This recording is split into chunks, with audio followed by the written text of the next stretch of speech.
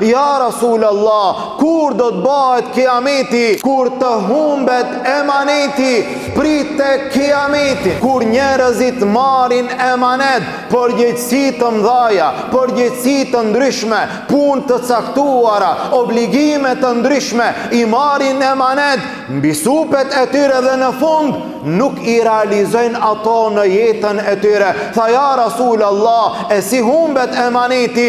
Pejgamberi sallallahu alaihi wasallam tha, kur ti jepet përgjegjësia atij i cili nuk e meriton, prite kiametin. Kur e merr përgjegjësinë dikush i cili nuk është kompetent, kur e merr postin dikush i cili nuk e meriton, kur dëshiron të ulet në karrik atje lart dikush, në një post të caktuar atje lart dikush, në një përgjegjësi të madhe të popullit atje dikush i cili nuk e meriton, mirë po e kërkon atë pa merit, e kërkon atë pa kompetencë dhe në fund e fiton atë.